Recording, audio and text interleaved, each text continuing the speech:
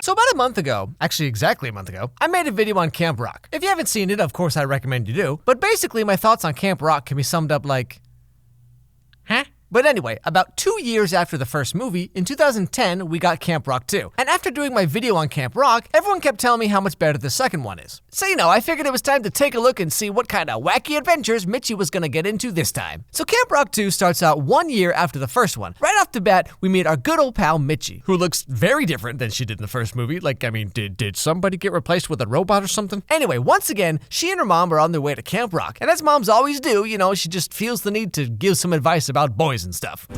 I know you and Shane talk all the time, but you actually haven't seen this boy in almost a year. I just don't want you to be too disappointed, honey, if you can't come to camp this summer. I want you to have fun and focus on your music. Focus on my music? But Mom, Shane's got cool hair. How am I supposed to think about music when all I want to do is just put my face in it and go But anyway, Mitchie finally makes it to camp, and we get to meet all our old friends. We got Caitlin and Tess and the other girls that I don't remember their names. So after this little reunion, we get our first little taste of how different this movie is from the first one. You see, in this movie, the songs are actually like musical type songs. Instead of just like a random song for no reason, they're actually kind of sort of about what's going on in the movie. What a novel idea. Anyway, so we get this little song about following your dreams or whatever. But after this, Shane finally shows up, and here's where we get some shocking news. Yeah, as I was saying, we're a little smaller this year, and that is courtesy of our new friends across the lake, Camp Star. Founded not so coincidentally by my out-to-destroy-me, still mad that I kicked him out of the group, former bandmate Axel Turner. That's right, a rival music camp has opened up at the same time on the same lake. But anyway, that night, this Camp Star, or whatever they're called, stupid name, invites everyone across the lake for an opening night bonfire. And when they say bonfire, what they actually mean is ambush. I'm Axel Turner. And I'd like to welcome all you rockers to Camp Star! You all don't want to hear a speech from me. You want to get to what a campfire is really all about. Singing. So, does anyone have anything they'd like to play? Now, Mitchie, being the main character and all that, volunteers to go up on stage first and sing about following your dreams or whatever. But then Camp Star retaliates with their own performance of whatever this is supposed to be, and that's when we get to the real sneak attack. Before we go any further, I'd like to make a quick announcement. We're having staffing problems. Who knew we'd be so popular? All right, now we're under attack. So I'd just like to put it out there. If there are any Camp Rock counselors or staff who'd like to make the switch, I'd be more than willing to double your salary.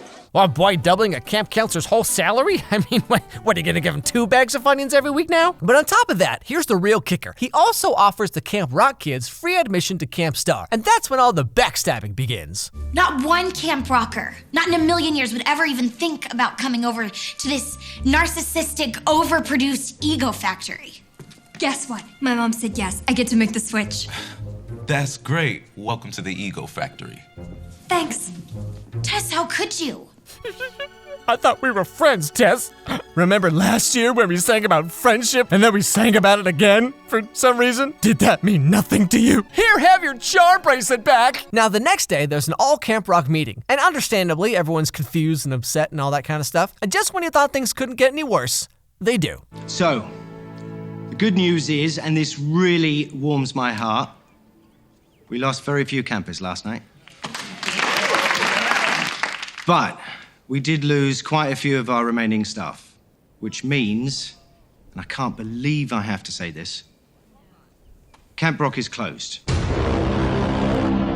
don't worry, good old Mitchie over here is gonna think of something to save the day, right, guys? Camp is over? But we just got here.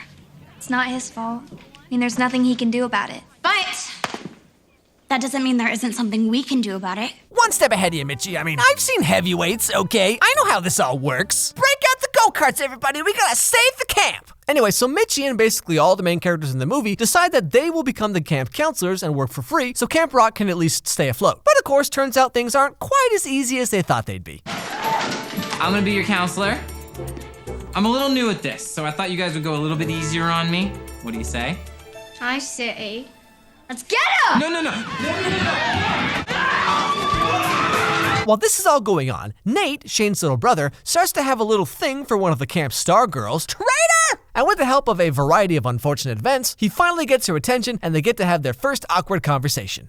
Are you okay? Yeah, I'm great. Don't suppose you came over here to see anyone in particular? Just getting some exercise. Do you play a lot of sports? Canoeing.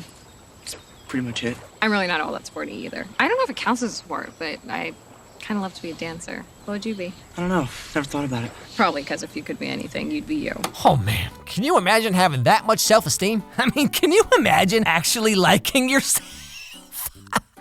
Oh yeah, sure. What if I looked in the mirror every morning and didn't cry for 3 hours? But here's the thing, okay? Turns out her dad is actually the guy in charge of Camp Star. And of course, she's not allowed to talk to those dirty camp rockers and their acoustic guitars. Now, in the middle of all this, Shane keeps trying to get some alone time with Mitchie, but since they're all camp counselors now, they basically have no free time whatsoever. And this is starting to put some strain on whatever their relationship is, I guess. Friendly neighborhood announcer. Will the counselor scheduled for the bonfire please report to the mess hall? But you gotta go. But we gotta go. Are you coming? Sounds cool. I'll catch up. Shane. Go. They need you. So Camp Star, right? They're the ones walking around thinking they're better than everyone because they got pyrotechnics and auto-tune and all that stuff. But after talking it over, Mitchie and friends realized that if they just had some time to practice and get something together, they could totally show those Camp Star wannabes a thing or two, okay? You know what I'm saying? So they head over to Camp Star to tell them what's up. Camp Rock! Camp Rock! You know, this probably seemed like a good idea at the time, but like, this might be the least intimidating thing I've ever seen. Anyway, after this, Mitchie lets them have it. We're here on your stage. Camp Rock versus Camp Star, the final jam. What do you guys think about that? Drums. What do you think about that? Drums. So then they sing a really long song about how they're gonna sing a song later. I don't know, it's kind of weird, but they're really excited about it. Now after the song is over, the Camp Star guy shows up and decides to throw in a little extra something to raise the stakes. A little healthy competition is exactly what we need. A champion always needs a good sparring partner. But you really think that you can take my guys on head to head? Anytime, any place. Well, how about a worldwide audience? What if we put this little competition on TV? So now, of course, all that confidence Mitchie had, you know, all the hoo-ha stuff, it's starting to waver a little. You know, she's getting kind of nervous about the whole thing. But then, oh so conveniently, turns out she has a little secret weapon she's been keeping to herself for years, apparently, just waiting for a chance to shine. I wrote this song a long time ago and I kind of forgot about it, but I think it could work. Oh, this is perfect. The stadium could be pretty cool. Yeah, it looks like there's some great spots for dancing. And it's got a great groove. It's got a great groove? How could you possibly know this? So now Mitchie spends like all day every day working on the song and the show and, you know, trying to get everything ready in time. But Shane, of course, is still being a little grumpy grump because he doesn't have any alone time with Mitchie. Just pouring myself into my music. Are you here to help? I can't. Why? Because you and I are going on a moonlight picnic. Shane, come on. Read the room, buddy. Mitchie is literally trying to save the entire camp. I mean, the camp that you met Mitchie at, the camp that gave you your entire music career in the first place, okay? And all you can think about is, but when are we gonna hold hands? And appropriately, Mitchie's like, are you serious? Do you not understand everything that needs to get done? How could I not when I have you reminding me every 2 seconds? What were you thinking? I was thinking, wow, wouldn't it be nice to have a little fun? The whole reason I came was because I know, was to get to know me better. Well, guess what? This is me trying to save something that I care about. So am I. Really? And how's that working out for you? And Shane's like, you never do what I want to do, and storms off to sing a song, as one does. Now, honestly, most songs in this movie are just kind of like whatever, but the whole point of this song is we're completely different, we don't agree on anything, we see the world totally differently, but I just can't give you up. Which, like, sure, okay, when you're like 16 or 17 or whatever, like, yeah, maybe that's like so romantic or like whatever. But I mean, you should probably try and grow out of that as soon as you can, all right? Because, I mean, let me tell you, that is not worth it. But after this, Shane gets an even crazier idea in his head. What if, instead of making things harder for Mitchie, he helped her out and made things easier instead? And oh golly gee, look at that, you're all hanging out in canoes together. Wait, isn't that something? Now while this is all going on, Nate is hanging out by himself, and guess who just kind of shows up out of nowhere? Hi, Nate. I'm so sorry. Are you okay? Hi, Dana. What are you doing here? What do you think? You came to see me? Good guess. Yeah, so girls, women, ladies, really just whoever's watching. More of this, please. Really, just go shoot your shot, all right? If you're waiting for the guy or whoever to pick up on your signals, I mean, you're gonna end up living in Vermont with like 10 cats, you know what I'm saying? And maybe that's your thing, I don't know. I'm just saying, whatever, let's move on. So they start to talk for a little bit, but then she's like, tell me more about yourself besides that you like canoes. And then Nate's like, I actually don't really like canoes, I just wanted to see you. And then she's like, you lied about liking canoes? I don't even know who you are anymore. No joke, she gets mad and storms off for literally no reason. Totally confused by this, as anyone would be, Nate goes to talk to his brothers about what the heck just happened. There's this girl. I really like her, but I'm having a hard time telling her how I really feel. You're a rock star, dude. I don't think she cares. She just wants to know all this stupid, random stuff about me. It's not random stuff. She just wants to know you care enough to let her know who you are. Well, I care, but I just don't know how to say it. I mean, like I always say, you can never go wrong with a good PowerPoint presentation, all right? And this concludes my 46-page thesis on why Smart Guy was a better sitcom than Boy Meets World. Now, before we move on to a comprehensive list of my favorite Vaporwave songs, are there any questions?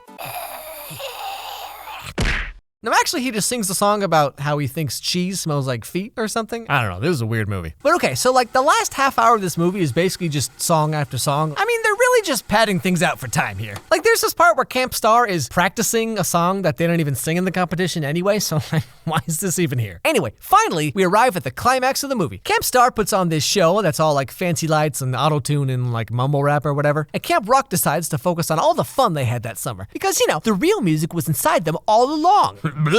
So then we get to the end, and the whole world votes. And of course, you know, Camp Rock wins because they sung from the heart, and it's all about the music, and baby.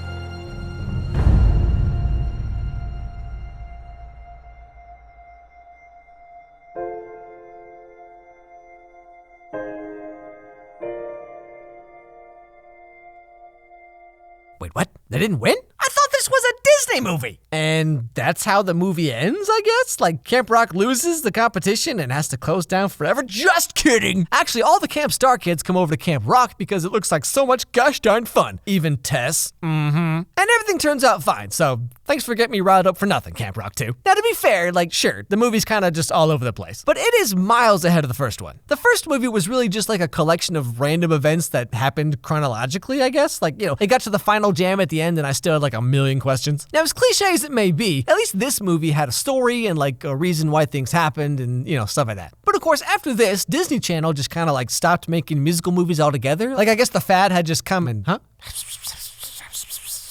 They're still making musical movies? Well, looks like I got some work to do. Hey everybody, thank you so much for watching. You know, I feel like it's been a while since I did one of these like ending screen chats or whatever. I don't know if anybody actually watches or listens to these, but you know, for me, it's like a cathartic way of just kind of getting out what's in my head, I guess. I mean, I assume no one else cares but me, but you know. So one thing I kind of been thinking about here and there, and I know it's kind of like old news nowadays, but the whole idea of, you know, YouTube burnout or so, it's not that I'm burned out. I'm not there yet, but I can kind of feel myself getting there a little bit because like some of these videos, like this video, I guess must have been 65 hours or so to finish. Now, 65 hours over the course of, you know, 2.5, 3 weeks, like most, you know, sort of like animation type channels do. You know, maybe it's not that big a deal, it's kind of manageable or whatever, but like, I don't know, because I feel like all I do is make these videos, you know what I mean? It's like, I don't really know where I'm going with this. I'm just kind of not really venting, because like I'm not like upset or anything, but you know, it's just like, I'm not saying I'm stopping making videos or whatever. I'm just saying, you know, it's like, you know, maybe I like to pull it back once in a while, maybe do something a little more simple now and then, just kind of take a break. Because I mean, let me tell you something, anyone who's done anything creative knows this, but like trying to be creative and funny and draw something new and make sure the drawings are better, trying to do that like every day is really exhausting. Like you guys don't see me at 3 o'clock in the morning redrawing something for the 20th time because I just can't quite get the face right, you know? Anyway, so I just want to say thank you. So I really do appreciate it. Again, I'm not trying to complain or be like, oh, my life is so hard, you know, because it is my choice. You know, every time I put out a video and then people watch it and they, you know, comment and you send me messages on Twitter, whatever, like, Like, I'm always blown away that you all continue to watch my videos, and some of you think I'm funny, which, you know, I mean, thanks. Once again, thanks for watching, everybody. Don't forget to subscribe, follow me on Twitter. Let me know what was your favorite part of the video, or just say hi, or, you know, whatever. Follow my dog Charlie on Instagram, Charlie Meets Pumpkin. Consider becoming a channel member if you'd like to help decide what videos I do every month. And above all else, everybody have a great day, and I'll see you all next time.